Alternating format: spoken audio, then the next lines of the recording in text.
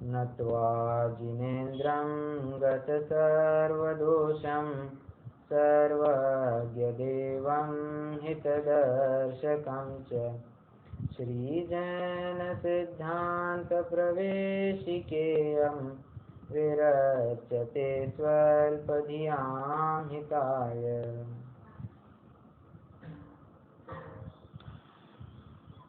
जैन सिद्धांत प्रवेशिका के माध्यम से हम अभी अणुजीवी गुण और प्रतिजीवी गुणों की चर्चा शुरू कर चुके हैं, जिसमें हमने परिभाषा ये देखी थी कि वस्तु के भाव स्वरूपी गुणों को अणुजीवी गुण कहते हैं और वस्तु के अभाव स्वरूपी धर्मों को प्रतिजीवी गुण कहते हैं। तो उसमें हमने ये जानने की कोशिश की थी कि अणु मतलब साथ साथ, जीवी मतलब रहते हैं, मतलब जो गुण जीव की हर अवस्था में साथ में रहते ही हैं। मतलब कहना यह है कि जिस गुण का जीव की किसी भी अवस्था में थोड़ा ना थोड़ा शुद्ध अंश प्रकट रहेगा ही रहेगा, उसे अणुजीवी गुण कहते हैं। उदाहरण के तौर पर हमने ज्ञान देखा था कि केवल ज्ञान अवस्था में तो पूर्ण ज्ञान प्रकट हो ही चुका है, वो तो ज्ञान की पूर्ण विकास की अवस्था है। परंतु कभी ऐसा नहीं होगा कि किसी जीव के ज्ञान बिल्कुल ही नहीं होगा। वो पर्याय ज्ञान भी क्यों ना हो, जो कि लब्ध पर्याप्त जीव की किसी विशिष्ट अवस्था में पाया जाता है, वहां भी क्यों ना हो, वो उसमें ज्ञान का उघाड़ बना ही रहता है, निरावरण बना रहता है। अगर उतना भी हिस्सा हटा दिया जाए, उस सबसे कम हिस्से को, तो जीव जड़ हो जाएगा, अज्ञानी हो जाएगा। तो ये बात संभव नहीं है।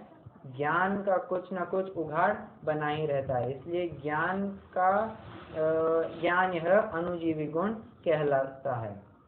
अब अगला है, हमने प्रतिजीवी गुण देखा था। तो प्रतिजीवी गुण ये वे होते हैं जो आर या पार में काम करते हैं। या तो उनका 0% परिणमन होगा या 100% स्वाभाविक परिणमन होगा। 0% मतलब हमने जैसे देखा था कि सिद्धों के अवगाहनत्व नामक गुण है, तो वहां तो पूर्ण रूप से प्रकट हो जाता है। और जहाँ संसार अवस्था है, केवल ज्ञान अवस्था भी क्यों ना हो, वहां पर अव्यापादत्व गुण अवगाहनत्व गुण प्रकट नहीं हुआ है। उस कारण क्या होता है कि संसार अवस्था में एक शरीर दूसरे शरीर से अड़ता है, उस कारण उसी स्थान पर कोई दूसरा व्यक्ति आकर नहीं बैठ सकता है।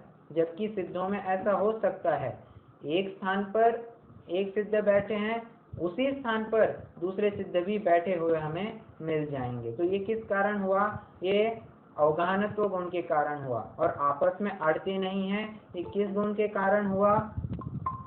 ये सूक्ष्मत्व गुण के कारण हुआ। वैसे आगे जाने से पहले मेरा एक प्रश्न है कि सूक्ष्मत्व गुण को सूक्ष्मत्व गुण का दूसरा नाम क्या होता है? कोई बताएगा? ये पिछली बार हमारी चर्चा हुई है।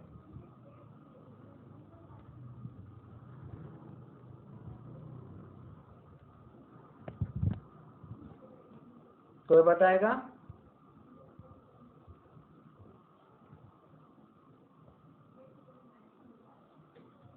चलिए मैं ही बताता हूँ। सूक्ष्मत्व गुण को ही हमने देखा था कि अमूर्तत्व कहते हैं।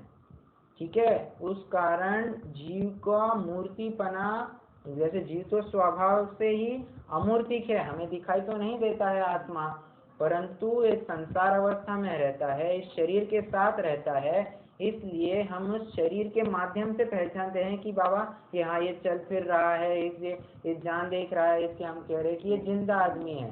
परंतु वो जान देख नहीं रहा है, ऐसे ही पड़ा है, वो तो हम उसको मुर्दा कहते हैं। कहने की बात इतनी है कि संसार अवस्था में रहने के कारण, शरीर के साथ होने के कारण हम कह रहे हैं कि जीव भी मूर्तिक है। ये किसी विशिष्ट अपेक्षा से किया गया कथन है। वास्तव में परमार्थ से वह तो अमूर्तिक ही है। तो अमूर्तत्व गुण मतलब ही सूक्ष्मत्व गुण जिसके कारण दो सिद्ध आपस में उनकी आत्माएं अड़ती नहीं है, एक दूसरों को अवगान करके रहती है। ये अवगानत्व और सूक्ष्मत्व ये इंटर रिलेटेड है। तो ये भी बात हमने पिछली बार देखी थी। और एक प्रश्न है मेरा आगे जाने से पहले, हम जब अव्ययबाधत्व गुण की चर्चा कर रहे थे तभी हमने गुणस्थान अपेक्षा से सुख की तारतम्यता देखी थी, मतलब एक सीक्वेंस देखा था। वो सीक्वेंस कैसा था, कोई बताएगा? भैया जी मैं कोशिश करती हूँ, मैं पिछली क्लास में नहीं थी पर रिकॉर्डिंग सुनी थी कि पहले से दूसरा तीसरा तो दुख का स्थान है, बराबर है जी। है जी, पहले गुण स्थान से तीसरा गुण स्थान तो दुख का है, बराबर। और चौथे से लेके जो 10वें तक का है वो दुख घटता हुआ है और सुख बढ़ता हुआ है, बराबर। और 11वां और 12वां पूर्ण सुख का है, बराबर। और जो 13th एंड 14th गुण स्थान है वो अनंत सुख के। बराबर। और बच्चा जो है अपना सिद्ध गुणस्थानातीत सिद्ध भगवान के अव्ययबाधत्व नामक गुण पाया जाता है। तो बहुत बढ़िया। तो पहले से तीसरा गुणस्थान पूर्ण दुख का है, फिर जैसे ही सम्यक तो प्रकट होता है फिर सुख की वृद्धि होती जाती है, दुख कम होते जाता है। जैसे जैसे जीव आगे बढ़ते जाता है, परिणामों में विशुद्धि करते जाता है, तो जब 11वें गुणस्थान में पहुंच जाता है, 11वें या 12वें गुणस्थान में, तो उसके पूर्ण सुख होता है। क्यों? क्योंकि वहां मोहनीय का अभाव है। अनंत सुख इसलिए नहीं कह रहे क्योंकि अभी भी वहां ज्ञानावरण का उदय पाया जा रहा है, केवल ज्ञान प्रकट नहीं हुआ है। और जैसे ही केवल ज्ञान प्रकट होता है, मतलब अरहंत बन जाते हैं, तो उनके अनंत सुख कहलाता है। अव्ययबाधा तो उनके अभी भी प्रकट नहीं हुआ है। कारण एक ये है कि वह प्रतिजीवी गुण है, वह संसार अवस्था में प्रकट होता ही नहीं, वह तो सीधे सिद्ध अवस्था में प्रकट होता है। दूसरी बात यह है कि हम जो देखते हैं कि ये स्त्री पुत्र मकान दुकान घर गाड़ी, ये जितनी भी बातें हैं, ये सभी संयोग कभी न कभी हमें सुख दुख में साधक बाधक जैसे लगते हैं। और वो किस कारण होते हैं? ये संयोग हमें सब कुछ वेदनीय कर्म या नाम कर्म के कारण मिलते हैं। और वेदनीय कर्म नाम कर्म का उदय 13वें 14वें गुण स्थान में पाया जाता है, इसलिए अभी भी अव्ययबाधत्व नहीं कह रहे हैं। ये दूसरा कारण। और तीसरा कारण डिस्टिंग्विश करने की ये बात है कि ये डिफरेंस अभी अभी समझाने के लिए दिया गया है। वैसे तो ये केवल ज्ञान गोचर प्रकरण है, हम इसमें ज़्यादा कुछ कह नहीं सकते हैं, फिर भी डिफरेंस बताने के लिए ये टेम्पररी बेसिस पे ऐसा डिस्टिंग्विश अव्ययबाधत्व और अनंत सुख में किया जाता है।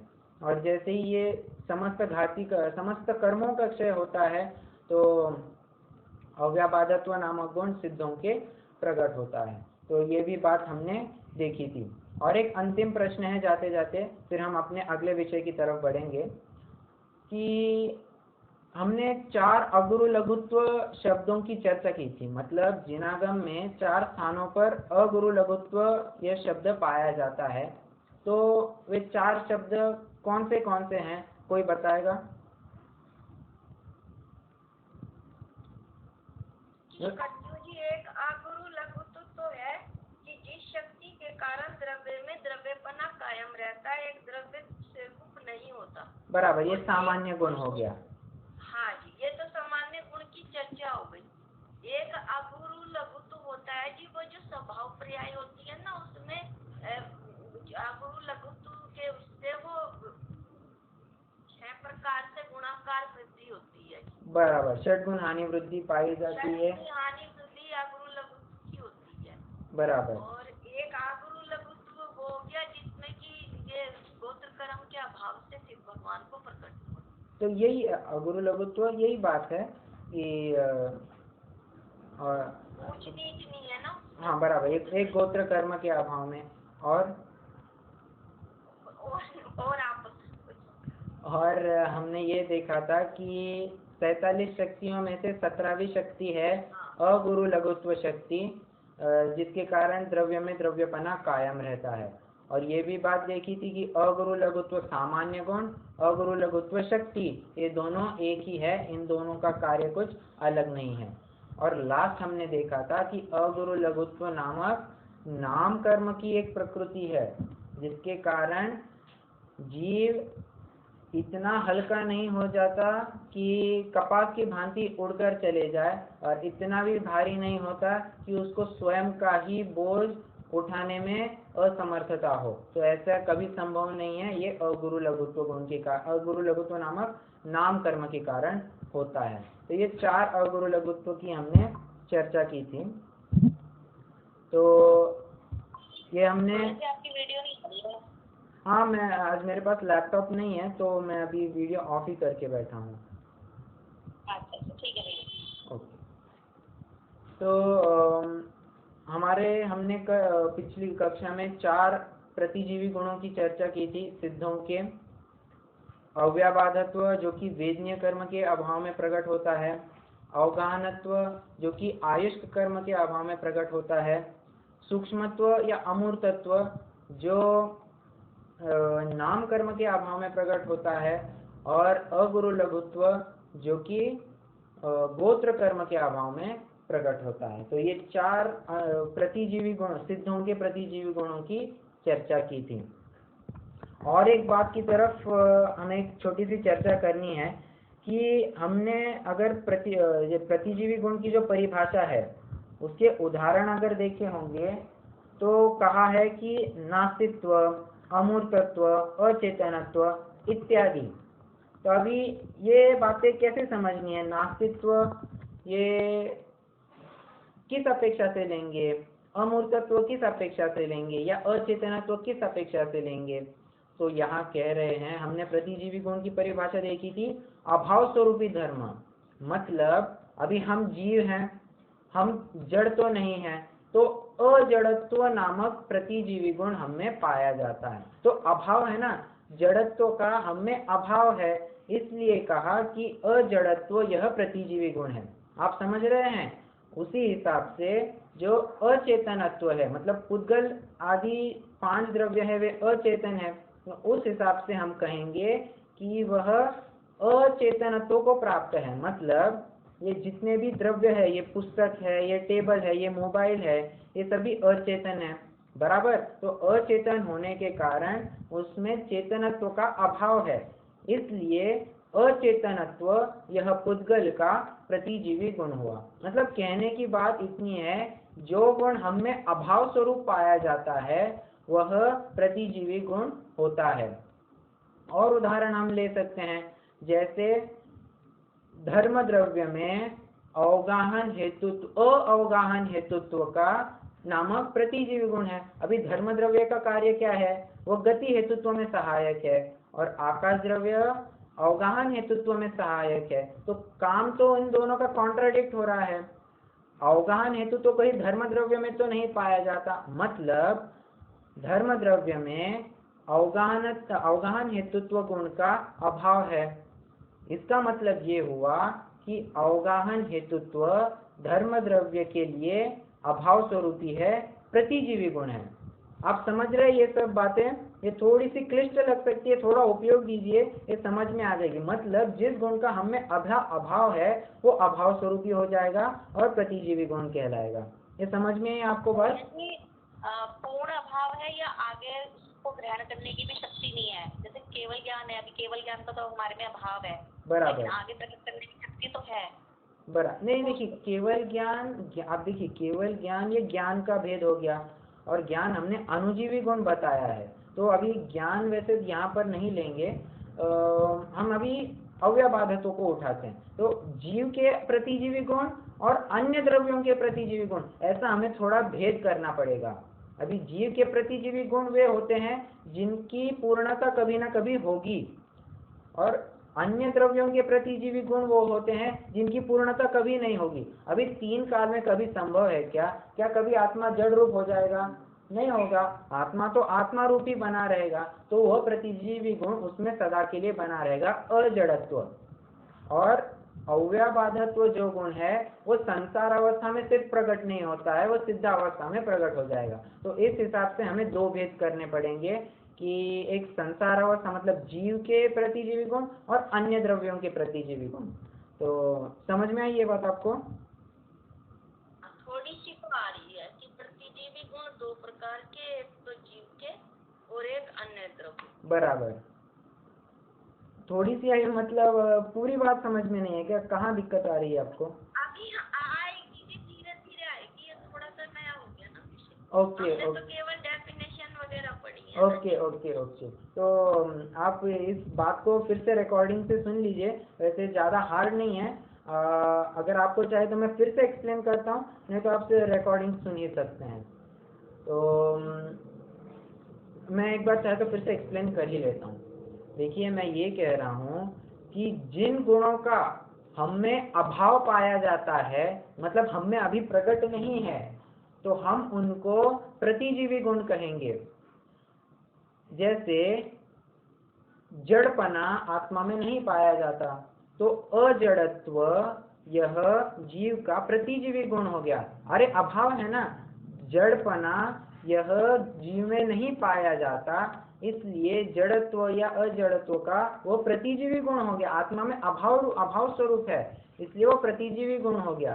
पर ये परंतु दूसरे द्रव्य की अपेक्षा से हो गया, और जीव की अपेक्षा से कैसे लगाएंगे कि अव्ययबाधत्व गुण है, जो अभी इस अवस्था में प्रकट नहीं है, सिद्धावस्था में कभी ना कभी वो प्रकट होगा ही होगा।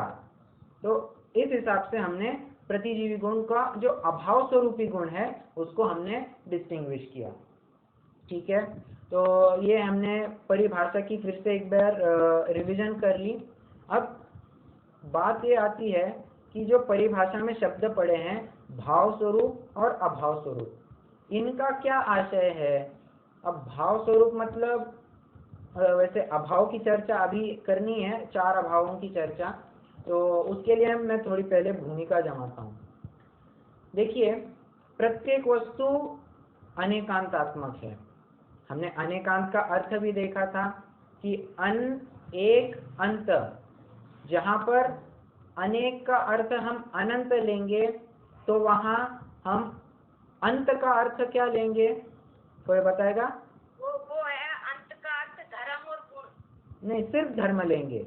जब अच्छा, अनेक का अर्थ 2 लेंगे तब अंत का अर्थ गुण लेंगे, और जब अनेक का अर्थ अनंत लेंगे तब अंत मतलब होगा धर्म। तो धर्म मतलब परस्पर विरोधी धर्म युगल। जैसे अस्ति नास्ति, कोई भी द्रव्य अपने रूप से है पर रूप से नहीं है, स्वयं के लिए वो है, दूसरे के लिए नहीं है। बराबर। दूसरा हमने जोड़ा देखा था, नित्य अनित्य, किसी अपेक्षा से वो नित्य भी है, किसी अपेक्षा से अनित्य भी है, परिणमनशील भी है, स्टैग्नेंट नहीं बना रहता, निरंतर परिणमन करते रहता है। ऐसा ही एक जोड़ा है भाव और अभाव।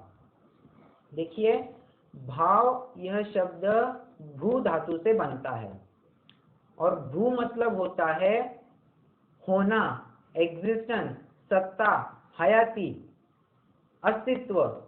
तो जो अस्तित्व रूप गुण होते हैं उनको तो हमने अनुजीवी गुण कह दिया, और जो अनअस्थि रूप होते हैं, जो इस अवस्था में विद्यमान नहीं होते हैं, उनको हमने प्रतिजीवी गुण कह दिया। तो ये अभाव के भेद कितने हैं?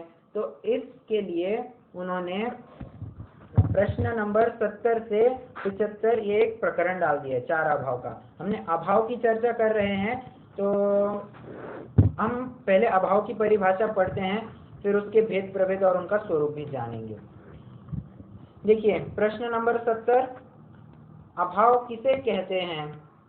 उत्तर, एक पदार्थ की दूसरे पदार्थ में नास्ति, अविद्यमानता को अभाव कहते हैं।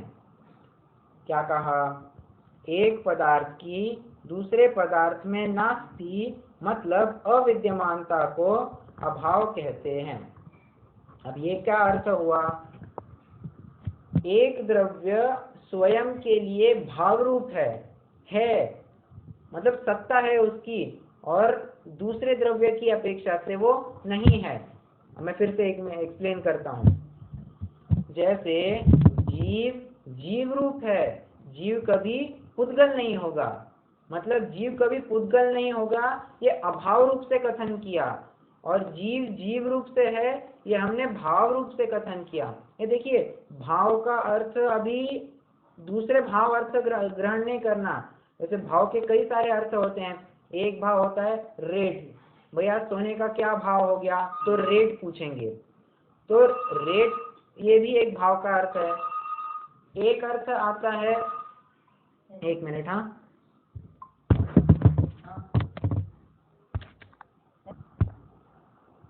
तो हम भाव के भिन्न भिन्न अर्थों की चर्चा करते। एक तो हमने रेट ऐसा अर्थ देख लिया।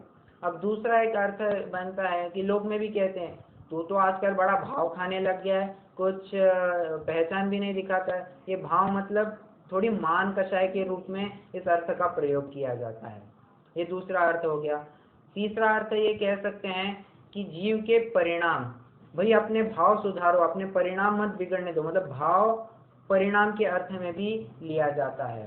और एक भाव जो हम देखें, वैसे मैंने बहुत ही कम अर्थ बताए हैं, एक एग्जाम्पलरी, एक इलिस्ट्रेटिव मैंने अर्थ बताए हैं। और एक जो अर्थ अभी हमें देखना है, जो भू धातु से बना है, मतलब है, सत्ता, एग्जिस्टेंस, इस अर्थ में भाव का अर्थ लेना है।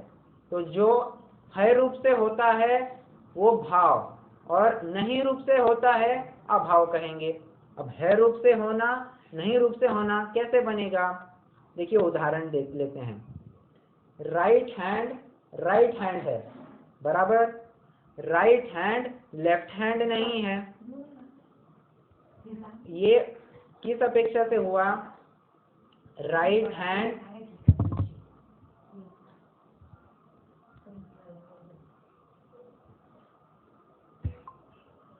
राइट हैंड है, यह भाव रूप से कथन हुआ। राइट हैंड लेफ्ट हैंड नहीं है, ये अभाव रूप से कथन हुआ। कहने की बात इतनी है कि जहाँ नास्ति परक कथन कहा जाएगा वहाँ अभाव का कथन होगा, और जहाँ अस्थि रूप से कथन करेंगे वो भाव रूप भाव परक कथन होगा। और उदाहरण लेते हैं, अभी ले लिया था, जीव जीव रूप है, ये भाव रूप कथन हो गया। जीव धर्म द्रव्य नहीं है, यह अभाव रूप कथन हो गया। मतलब एक द्रव्य में दूसरे द्रव्य, एक वस्तु में दूसरे वस्तु की नास्ति होना, मतलब अविद्यमानता होना, उसको हम अभाव कहते हैं। ठीक है। और ऐसे अभाव के चार भेद कहते हैं, प्राग भाव, प्रध्वंसा भाव, अन्योन्या भाव, अत्यंता भाव। क्या क्या कहे, देखिए प्रश्न नंबर 171 में आपको मिल जाएंगे। अभाव के कितने भेद हैं, तो अभाव के चार भेद हैं, प्राग भाव, प्रध्वंसा भाव, अन्योन्या भाव और अत्यंता भाव। अब इनकी हम थोड़ी सी विस्तार से चर्चा करते हैं। देखिए, एक जाते जाते एक बात बता दूं, जब भी हम प्राग भाव कहेंगे तो उसका उच्चारण इस प्रकार से होगा, प्राग भाव कहेंगे, प्राग भाव ऐसा नहीं कहेंगे। उसका उच्चारण, उसका फिर अर्थ का अनर्थ हो जाएगा। कैसे कहेंगे, प्रागभाव, वो गभाव एक साथ उच्चारण करना है, प्रा एक साथ उच्चारण करना है। मतलब कैसे होगा, प्रागभाव ऐसा कहेंगे, प्राग भाव ऐसा नहीं कहेंगे। आप थोड़ा उच्चारण में भी फर्क समझ रहे होंगे। ठीक है। तो प्राग प्लस अभाव इज इक्वल्स टू प्राग अभाव। अब प्राग मतलब क्या होता है, पहले का। आपने बहुत बार सुना भी होगा कि प्रीफेस को ही प्राक कथन ऐसा भी कहते हैं।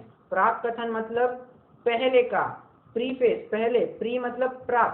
तो में भी आया भैया जी प्राक शब्द, बहुत बढ़िया, प्राक चतुर्थ्या आता है, प्राक चतुर्थ्या बहुत बार आया है। ये क्या है वो,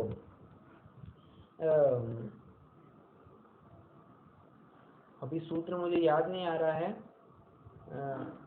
एकस्मिन्ना प्राक चतुर्थ्या, मतलब बहुत बार ऐसे आया है, बहुत बढ़िया। प्राक मतलब पहले के तीन या पहले के दो। तो यहाँ कहने की बात इतनी है कि प्राक अभाव, वर्तमान पर्याय का पूर्व की पर्याय में अभाव, सो प्राग अभाव। प्राग मतलब पहले का, ठीक है। तो हम परिभाषा पढ़ते हैं। प्राग अभाव किसे कहते हैं? वर्तमान पर्याय का पूर्व पर्याय में अभाव प्राग अभाव है। मतलब वर्तमान की जो पर्याय है वो वर्तमान पर्याय रूप ही बनी रहेगी, वो पूर्व पर्याय रूप नहीं होगी।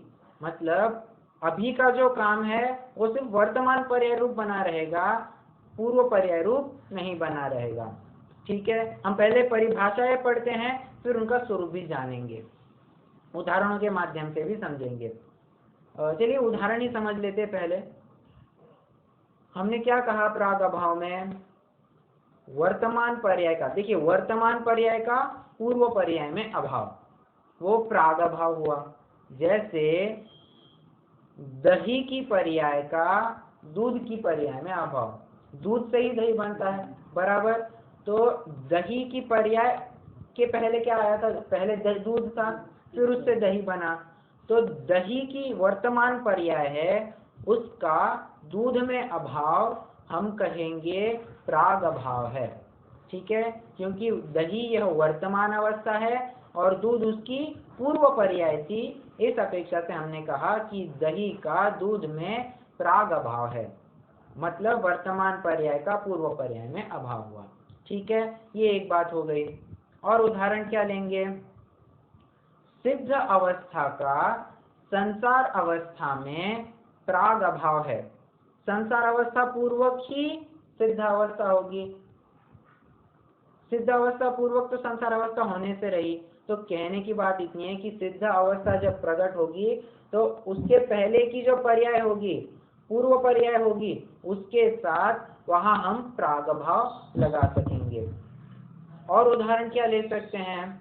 जैसे मान लीजिए कोई जीव पहले गुणस्थान से चौथे गुणस्थान में गया, औपशमिक सम्यक तो प्रकट कर लिया, अभी चौथे गुणस्थान में है, तो उसका पहले गुणस्थान में कौन सा अभाव रहा?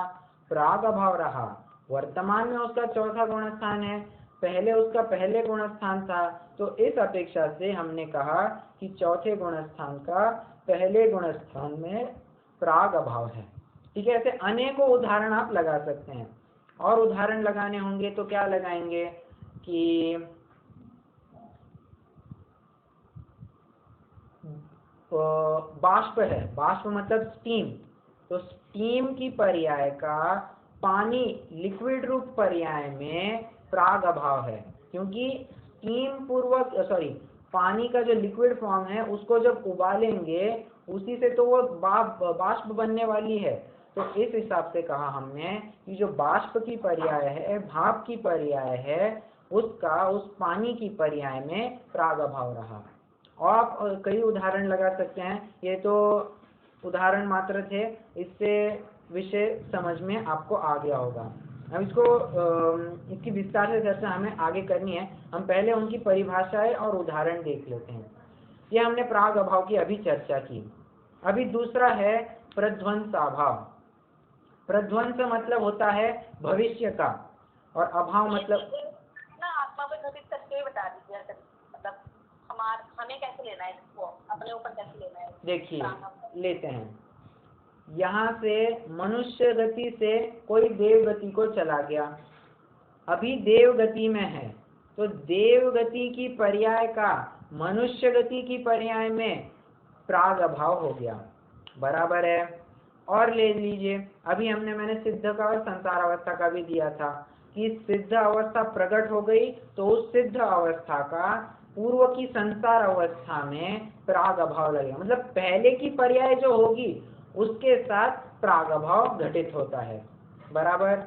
और आत्मा के ऊपर घटित करना है कि जैसे देख लीजिए 12वें गुणस्थान से 13वें गुणस्थान में जाता है, तो 13वें गुणस्थान का, अभी वर्तमान की 13वें गुणस्थान का पूर्व की 12वें गुणस्थान में प्राग अभाव है, ठीक है। ये जीव अपेक्षा से भी लगा सकते हैं, और आप गति की अपेक्षा से भी लगा सकते हैं। मैंने मनुष्य देव का बताया, फिर आप मनुष्य नारकी का बता सकते हैं, नारकी तिर्यंज का बता सकते हैं। तो इस हिसाब से वर्तमान पर्याय जो होगी उसकी पूर्व पर्याय के साथ उसका प्रागभाव घटित होता है।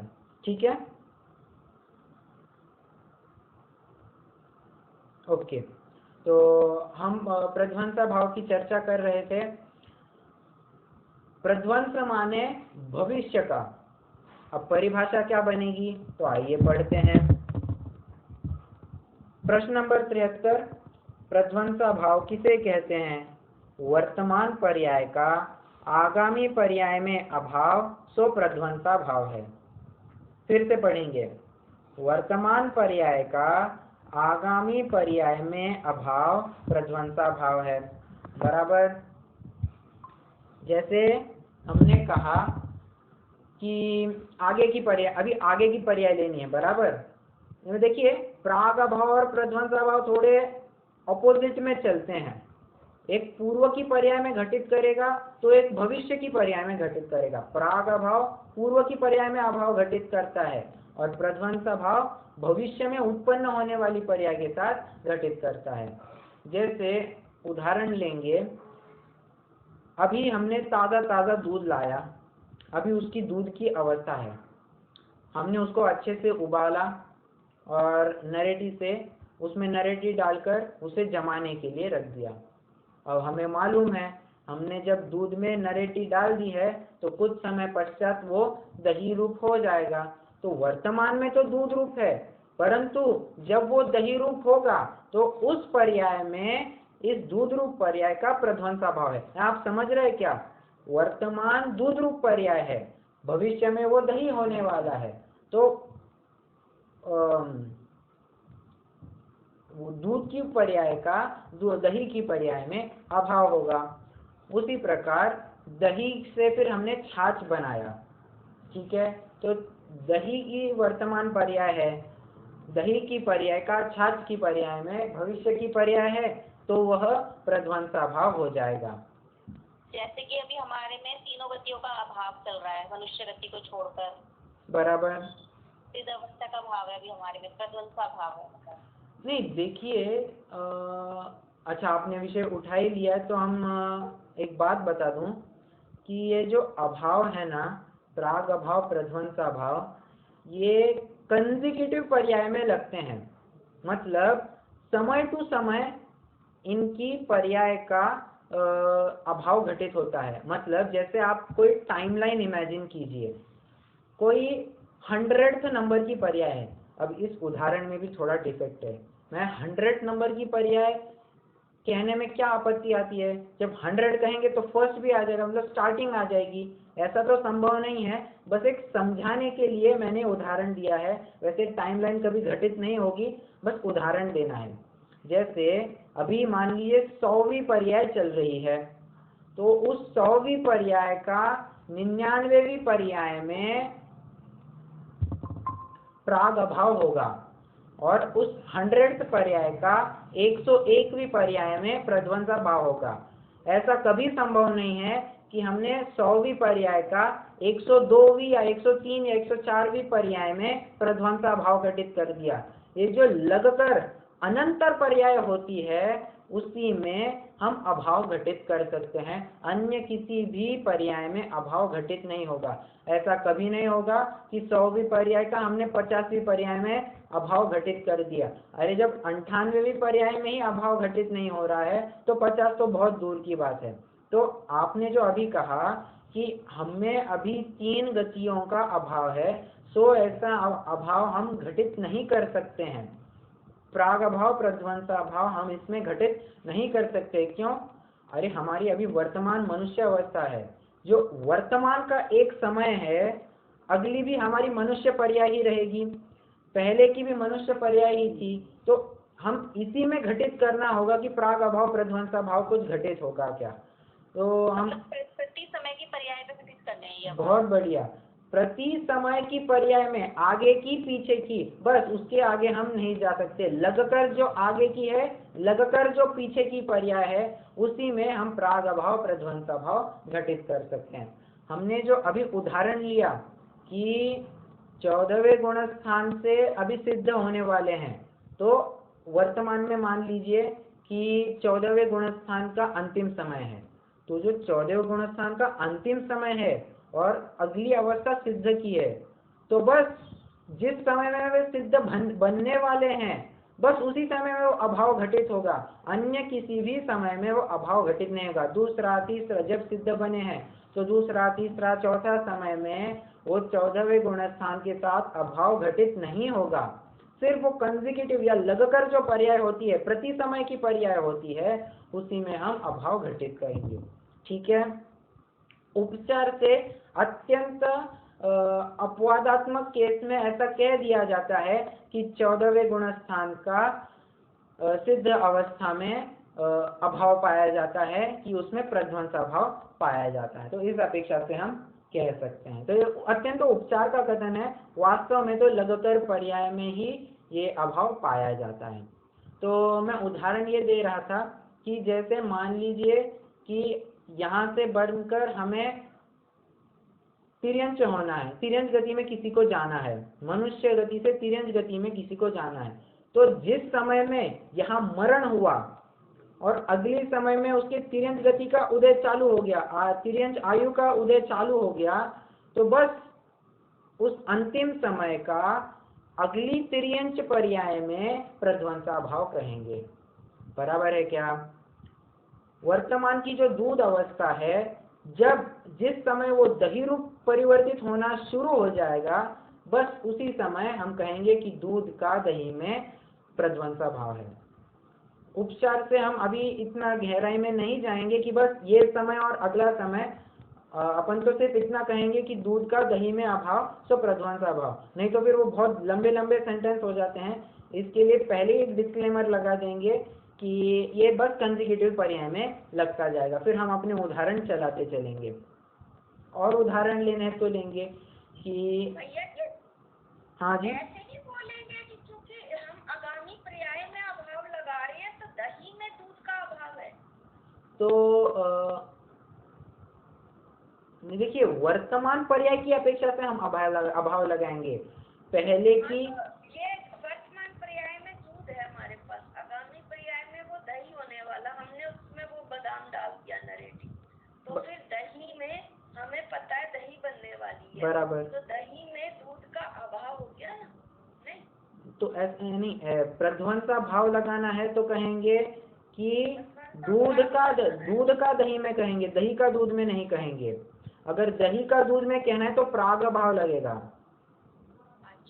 ठीक है, पहले की पर्याय के साथ लगाना है तो प्राग भाव लगेगा, और आगामी पर्याय के साथ लगाना है तो प्रध्वंसा भाव लगेगा। ठीक है,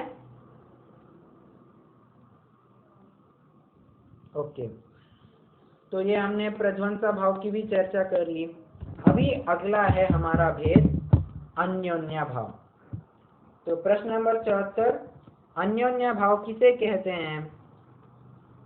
एक पुद्गल द्रव्य की वर्तमान पर्याय में दूसरे पुद्गल द्रव्य की वर्तमान पर्याय के अभाव को अन्योन्या भाव कहते हैं। फिर से एक बार परिभाषा पढ़ते हैं। एक पुद्गल द्रव्य की वर्तमान पर्याय में, पॉइंट नंबर 1, दूसरे पुद्गल द्रव्य की वर्तमान पर्याय के अभाव को, पॉइंट नंबर 2, अन्योन्या भाव कहते हैं। मतलब सामने जो दो पुद्गल रखे हुए हैं उनका आपस में जो अभाव है वो अन्योन्या भाव होता है। देखिए, यहाँ स्पेसिफिकली कह रहे हैं कि अन्योन्या भाव सिर्फ और सिर्फ पुद्गल द्रव्य में घटित होता है। Let me repeat my self, Anyonya भाव सिर्फ और सिर्फ पुद्गल द्रव्य में ही घटित होता है। जैसे मेरे सामने अभी ये मोबाइल भी है, ये पुस्तक भी है, तो इस समय में इन पुस्तक का और मोबाइल का आपस में अन्योन्या भाव पाया जाएगा। अन्य अन्य अभाव सो अन्योन्या भाव। बराबर, अन्य अन्य अभाव कहिए या अन्य अभाव कहिए, एक ही बात है, उसका अर्थ एक ही निकलता है, ये पुद्गल में ही घटित होता है। कितने उदाहरण ले लीजिए। अभी हम कारमान वर्गणाएं ग्रहण कर रहे हैं, हम चर्चा करने वाले हैं, कारमान वर्गणाओं की भी चर्चा करने वाले, पर परिभाषा तो देख ही चुके हैं कि कारमान वर्गणाएं भी ग्रहण कर रहे हैं, आहार वर्गणाएं भी ग्रहण कर रहे हैं। तो जिस समय में हमने दोनों वर्गणाएं ग्रहण की तो आहार वर्गणा का कारमान वर्गणा में वर्तमानकालीन आहार वर्गणा का कारमान वर्गणाओं में अन्योन्याभाव लगाएंगे। अब फिर चाहे उतने उदाहरण ले लीजिए, हमारे सामने तो सब कुछ पुद्गल ही दिख रहा है। ये कुर्सी और ये टेबल ये सामने सामने है, तो इन दोनों का आपस में अन्योन्याभाव लगा लेंगे। ठीक है, ये कॉट है और फिर यहाँ कोई पेपर रखा हुआ है, तो इन दोनों का आपस में अन्योन्याभाव पाया जाता है। अभी एक प्रश्न है मेरा, दही और दूध में कौन सा अभाव पाया जाता है? इसमें अपेक्षा लगाकर आप उत्तर दीजिए। मैं प्रश्न फिर से रिपीट करता हूं, दही में और दूध में कौन सा अभाव पाया जाता है? अपेक्षा लगाकर उत्तर दीजिए।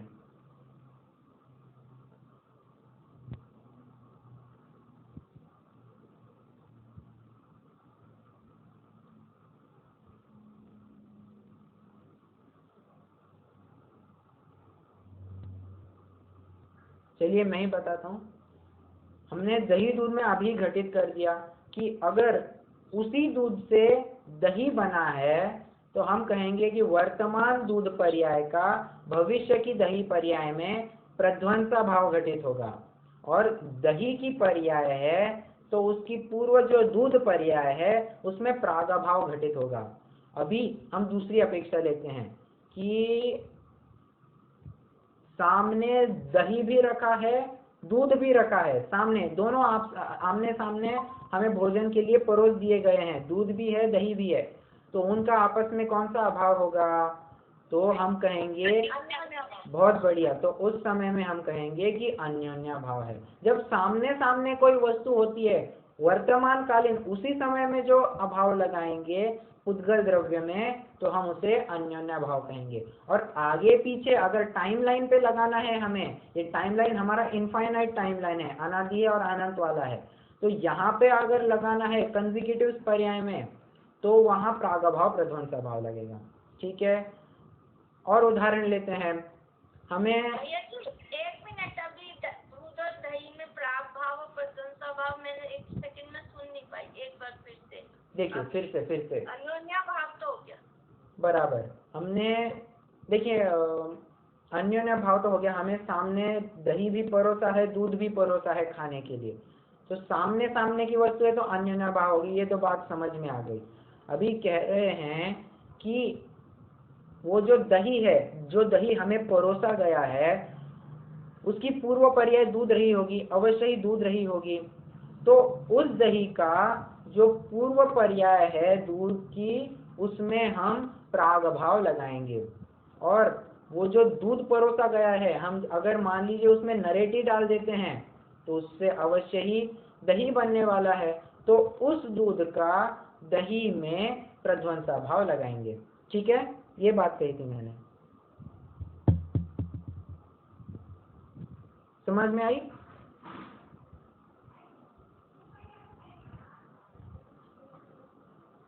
एक तो आ गया, ये वाला तो आ गया, दही परोसा गया है, हाँ, पूर्व पर्याय उसकी निश्चित रूप से दूध ही रही बराबर है ना, तो जो है अब दही में इस वक्त दूध का अभाव, बराबर, ये प्राग भाव, बराबर, दही का दूध में प्राग अभाव लगेगा। अभी मान लीजिए उसी दही को हमने थोड़ा हिलोरा और उससे छाछ बनाई, बराबर, तो जो दही परोसा गया है उसको हिलोरा, उससे छाछ बनी, तो छाछ जो बनी है, छाछ जो बननी है तो उस दही का उस छाछ में प्रध्वंसा भाव लगाएंगे। ठीक है, यही बात कही थी मैंने। ये हमने अन्योन्या भाव की चर्चा की। अब वैसे मैं यही पूछ रहा था, आसान सा प्रध्वंसा भाव तो प्रति समय जीव में घटित हो रहे हैं, इसका मतलब यही हुआ ना फिर कि क्या प्राग भाव है और प्रध्वंसा भाव है, वो तो जीव में फिर प्रति समय घटित हो रहे हैं, पुद्गल में भी जीव में भी हो रहा है ना। तो आपका क्या कहना है, मैं ये समझ नहीं पाया। ये बात तो बराबर है कि प्राग अभाव प्रध्वंस अभाव तो प्रति समय हर द्रव्य में घटित होते ही हैं। तो ये कंफर्म करती हूँ कि पुद्गल में भी और जीव में भी प्रति समय दोनों अभाव ये घटित हो रहे हैं, लेकिन अन्योन्य अभाव तो एक बार ये तो प्रति समय घटित नहीं हो रहा ना, अन्योन्य भाव वो भी प्रति समय घटित हो रहा है। अरे वो भी प्रति समय घटित हो रहा है ना। देखिए अभी सामने दो पुद्गल द्रव्य रखे हैं, अभी ऐसा नहीं होगा कि पुद्गल से खाली हो जाएगा, कभी सामने कभी ना कभी दो पुद्गल द्रव्य रहेंगे ही आपस में, बराबर। तो उनका आपस में अन्योन्य भाव तो पाया ही जाएगा, तो अन्योन्य भाव भी प्रति समय घटित होता ही है। ठीक है भैया। और प्राग अभाव प्रध्वंस भाव तो सभी द्रव्यों में घटित होता है। ओके, तो ये हमने अन्योन्य भाव की चर्चा की। अभी हम लास्ट अभाव की तरफ आते हैं। अत्यंत अभाव किसे कहते हैं? प्रश्न नंबर 75, अत्यंत अभाव किसे कहते हैं? तो एक द्रव्य में दूसरे द्रव्य का जो अभाव होता है उसे अत्यंताभाव कहते हैं। फिर से पढ़ेंगे। एक द्रव्य में दूसरे द्रव्य का जो अभाव होता है उसे अत्यंताभाव कहते हैं। अब ये तो सीधे सीधे द्रव्य में ही घटित करना है। मेरा जीव और मेरा शरीर, अब मेरा शरीर ये हो गया पुद्गल और मेरा जीव हो गया ये जीव द्रव्य, तो भिन्न भिन्न द्रव्य है ना, तो इनका आपस में अत्यंताभाव पाया जाएगा। और अत्यंताभाव त्रिकाल रूप से पाया जाता है। क्या कभी ऐसा हो जाएगा कि जीव कभी पुद्गल रूप बन जाएगा? नहीं, ऐसा संभव नहीं है, त्रिकाल में संभव नहीं है। तो अत्यंताभाव ये त्रिकाल का है। हमने प्राग अभाव का देखा था कि वो पहले की पर्याय के साथ लगेगा, सिर्फ पहले की पर्याय के साथ। प्रध्वंसा भाव देखा था कि वो सिर्फ आगे की पर्याय के साथ लगेगा। अन्योन्य भाव में देखा था कि पुद्गल द्रव्य में सिर्फ वर्तमान की पर्याय के साथ लगेगा, परंतु अत्यंता भाव तो तीनों काल में लगेगा। ऐसा नहीं होगा कि कभी धर्म द्रव्य किन्हीं असंख्यात अनंत काल के बाद अधर्म द्रव्य रूप, धर्म द्रव्य अधर्म रूप बन जाएगा, ऐसा कभी संभव नहीं है, क्योंकि उनमें अत्यंताभाव पाया जाता है। अत्यंताभाव की वज्र की दीवार है, जिसके कारण एक द्रव्य दूसरे द्रव्य रूप नहीं होता है, उनका आपस में अभाव पाया जाता है। ठीक है, अब ये तो बात कह दी हमने कि मेरा शरीर और मेरा जीव, इनमें आपस में अत्यंताभाव पाया जाता है, क्योंकि दो भिन्न भिन्न द्रव्य है। ये भी जानना चाहिए कि मेरा जीव द्रव्य और मेरे भाई का जीव द्रव्य, हम दोनों के जीव द्रव्यों में भी अत्यंताभाव पाया जाता है। आप समझ रहे हैं? मेरा जीव द्रव्य, मेरे भाई का जीव द्रव्य, हम में भी अत्यंताभाव पाया जाता है। अत्यंताभाव कहने का तात्पर्य इतना ही है कि जब कोई वस्तु दूसरे वस्तु रूप नहीं होने वाली है, तो उसी को हम कहेंगे कि अत्यंताभाव संभव है। दो पुद्गल द्रव्यों में कभी भी अत्यंताभाव संभव नहीं है, क्योंकि हमने देखा है कि एक पुद्गल स्कंध निरंतर अपनी पर्याय बदलते रहता है। वो कभी कारमान वर्गणा है, वो कभी आहार वर्गणा भी रूप परिणमित हो सकती है, तेजस वर्गणा है, वो भाषा वर्गणा रूप भी परिणमित हो सकती है। ऐसा नहीं होगा कि बस उसी क्वालिटी की वैसी तीन काल रूप बनी रहेगी, ऐसा कभी संभव नहीं है। इसलिए पुद्गल द्रव्य में अत्यंताभाव घटित नहीं होगा, दो पुद्गल द्रव्यों में, परंतु पुद्गल द्रव्य और जीव द्रव्य, इनमें तो घटित होगा। और ये बात भी है कि दो जीव द्रव्यों में भी अत्यंताभाव घटित होगा, क्योंकि मेरा जीव द्रव्य और मेरे भाई का जीव द्रव्य कभी एक होने वाले नहीं है। उसका अलग है, मेरा अलग है। वो भी कभी मोक्ष को प्राप्त होगा, सिद्ध होगा, तो उसके हिसाब से होगा। मैं जब मोक्ष को प्राप्त होऊंगा, सिद्ध होऊंगा, तब मेरे अलग से होऊंगा। तो एक रूप तो कभी होने वाले हैं नहीं, ना कभी एक हुए थे। तो इनमें भी, दो जीव द्रव्यों में भी अत्यंताभाव पाया जाता है। ठीक है, अभी मान लीजिए कि वात वलयों में जो कालाणु है, वहां भी काल द्रव्य है, क्योंकि कालाणु तो प्रत्येक प्रदेश पर छाया हुआ है। मेरा प्रश्न यह है कि वात वलय में जो काल द्रव्य है वहाँ का जो कालाणु है और त्रस नाड़ी का कालाणु है, उनमें कौन सा अभाव घटित करेंगे? आप प्रश्न समझ गए क्या? वात वलय में भी एक काल द्रव्य है और त्रस नाड़ी में भी एक काल द्रव्य है, तो उनमें कौन सा अभाव घटित करेंगे?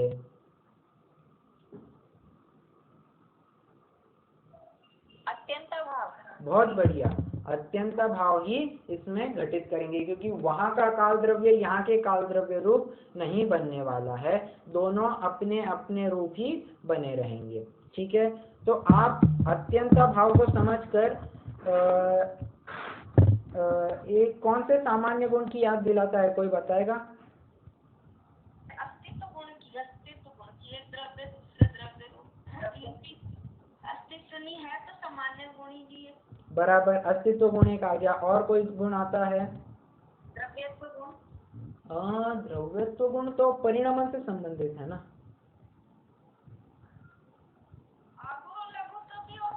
बहुत बढ़िया,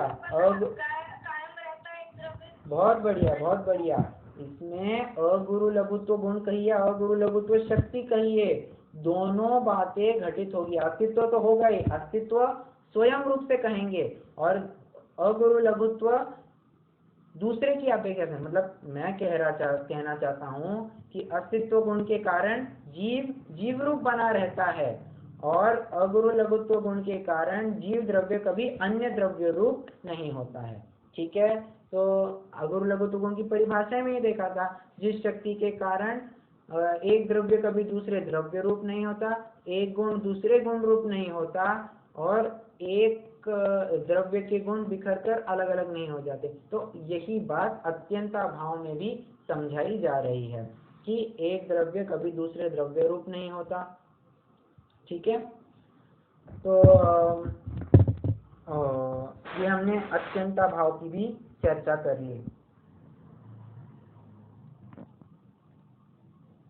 भैया जी वो क्वेश्चंस की पिक डाल देना, क्योंकि हमारे पास वो शास्त्र नहीं है जो आपके पास है। शास्त्र तो है हमारे पास, लघु भी है, वृत्तियां सिद्धांत प्रवेशिका भी है, पर उनका जो सीरियल है वो आपके शास्त्र के हिसाब से नहीं है। तो 13 कौन से आपने क्विज के लिए डाले हुए हैं ना, वो एक बार क्वेश्चन डाल दीजिए। हाँ ठीक है, डाल दूंगा। ओके। तो ये हमने अभी 4 अभावों की चर्चा की।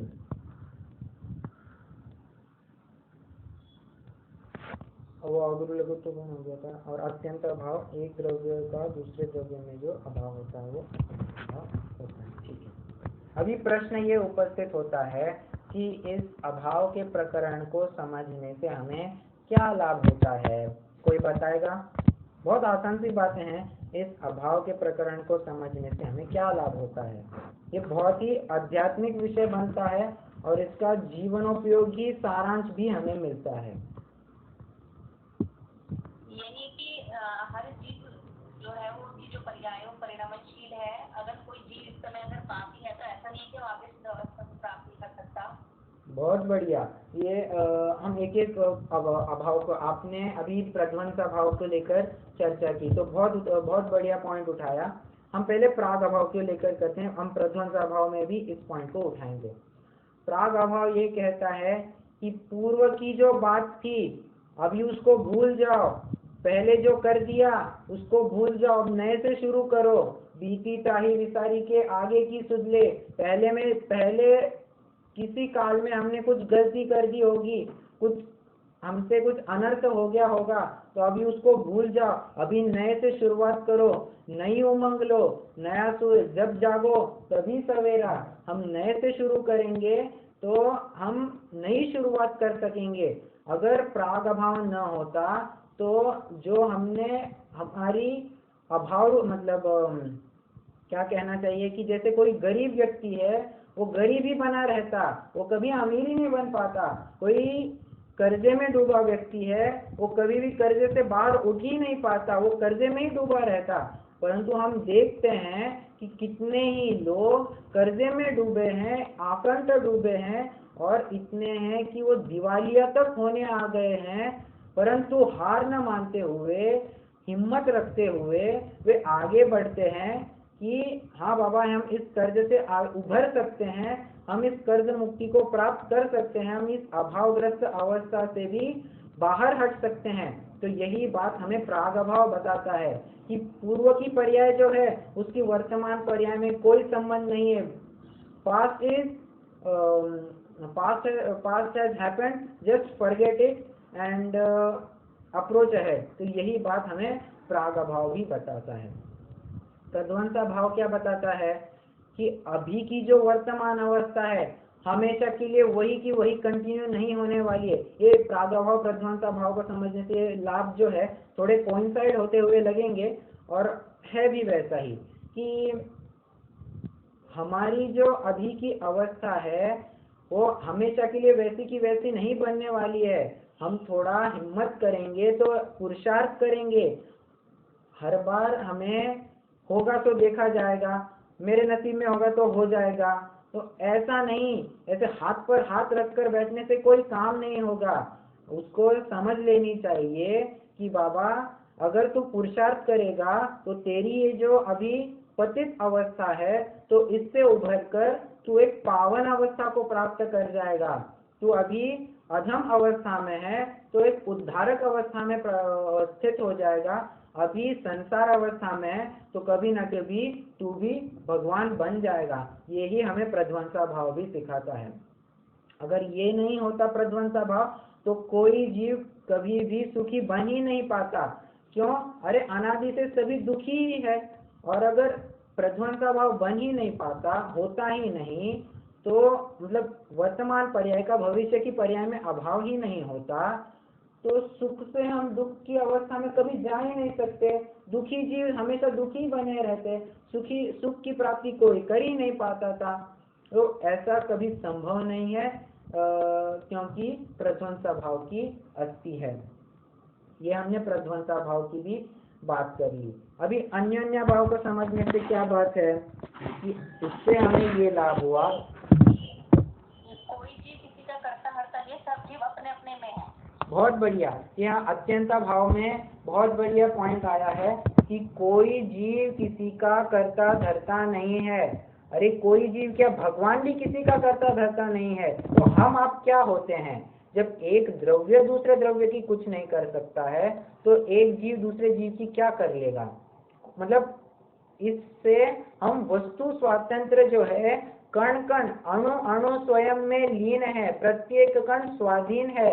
इसी नारे का जयघोष हो रहा है कि बाबा एक द्रव्य दूसरे द्रव्य रूप कभी हो नहीं सकता, तो उस द्रव्य का कभी कर्ता धर्ता नियंता हरता हो ही नहीं सकता। क्योंकि आपने अगर समय सार की जो आत्मख्याति टीका है उसका 51वां कलश अगर पढ़ा होगा तो उसमें पहली लाइन है, पहला ही पद है, यह परिणमति स कर्ता। मतलब वहां आचार्य देव कह रहे हैं कि जो जिस रूप परिणमित होता है उसी का कर्ता होता है। अब मुझे बताइए कि अगर जीव द्रव्य पुद्गल द्रव्य रूप हो नहीं सकता है तो क्या जीव द्रव्य उस पुद्गल का कोई कर्ता हर्ता हो सकता है? क्या नहीं हो सकता है। तो इससे जो कर्ता बुद्धि है कि मैंने ये साम्राज्य खड़ा किया, मैंने इतने पैसे कमाए, मैंने ये सब किया, तो ये सब कर्ता बुद्धि है, इसका नाश हो जाता है। और भी इसमें और कितनी बातें हमने जो जब विश्व द्रव्य गुण पर्याय की चर्चा की थी तभी भी ये बात उभर कर आई थी कि जब एक द्रव्य दूसरे द्रव्य रूप हो नहीं सकता है तो किसी का कर्ता धर्ता हो नहीं सकता। कोई भगवान भी किसी का कर्ता धर्ता हो नहीं सकता है। भगवान किसी के कर्ता नहीं, भगवान तो सिर्फ इस विश्व के ज्ञाता है। वे ना करता है, ना धरता है, ना हरता है, वे सिर्फ और सिर्फ ज्ञाता रूप बने रहते हैं। जो क्रिया इस विश्व में चल रही है, भगवान is a mere observer of those instances and not a controller of those circumstances. You understand? मतलब भगवान भी वो हमारे कर सकते हैं। भगवान हमें ये दे देंगे, भगवान हमें ये सुख दे देंगे, भगवान हमारा ये दुख दूर कर देंगे। कोई भी भगवान, तो ये तो हमारे भगवान तो वीतरागी हो तो कुछ देंगे ही नहीं, अन्य भगवान की तो बात ही छोड़ दीजिए। जब हमारे भगवान ही कुछ देने में समर्थ नहीं है तो कर्ता धर्ता हर्ता की तो बात ही कहाँ आती है। इष्टोपदेश का एक बहुत ही अच्छा श्लोक है,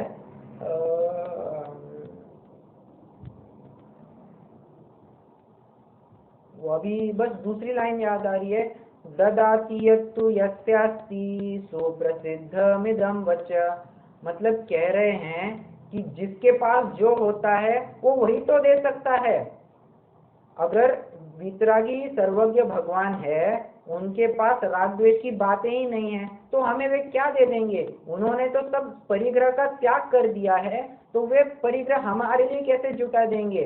तो कर्ता धर्ता हर्ता की बात यहाँ भी नहीं आती है। और आपको थोड़ी मालूमात के लिए बता दो, थोड़ी एक लीगल बात आएगी यहाँ पे। 2 मिनट की बात है, फिर हम विषय को विराम ही ले लेंगे। कि अगर आपने सेल ऑफ गुड्स एक्ट पढ़ा होगा 1930, तो उसमें एक टर्म आता है nemo dat quod non habet. इसका अर्थ क्या हुआ, ये लैटिन फ्रेज है, लैटिन मैक्सिम है। इसका मतलब क्या हुआ जी, nemo dat quod non habet मतलब no one can give what he has not got. वहां प्रकरण अलग चल रहा है कि वहां सेल ऑफ गुड्स एक्ट 1930 में ऐसा बताया जा रहा है कि अगर मैं किसी वस्तु का मालिक नहीं हूं तो मैं उसे कैसे आगे बेच सकता हूं। अगर ये फोन मेरा है ही नहीं तो मैं किसी थर्ड पार्टी को जाके कैसे बेच सकता हूं। तो यही बात बताए जा रहे हैं कि जब ये पुद्गल मेरे है ही नहीं तो मैं इनका संचालक नियंता कैसे बन सकता हूं। आप समझ में आ रहा है। वो देखिए, उसमें से भी हमें अध्यात्म ग्रहण करते आना चाहिए। वो वहां जो प्रकरण दिया है उसमें से भी हम अध्यात्म खींच के निकाल सकते हैं। तो ये हमने अत्यंता भाव की भी चर्चा की। तो इसमें से इसका कोर थीम यही है अत्यंता भाव की, कि कोई द्रव्य किसी द्रव्य रूप होता नहीं है तो उसका कर्ता धर्ता हर्ता हो ही नहीं सकता। जब हम आप कुछ एक दूसरों के कर नहीं सकते हैं तो भगवान तो बहुत दूर की बात है। उन्होंने तो सब राग द्वेष परिग्रह क्या राग द्वेष तक का त्याग कर दिए, उन पर विजय मिलाई है। तो हमें ये सब सामग्री जुटाने में असमर्थ है। ठीक है। और एक बात जाते जाते, आपने वो एक लाइन पढ़ी होगी, जो जानते हुए अप्रभावित रहे और अप्रभावित रहकर जाने उसी का नाम भगवान है। मतलब इसी से इस बात की पुष्टि होती है कि भगवान किसी की दया कृपा करने में, किसी के ऊपर दया कृपा करने में समर्थ नहीं है।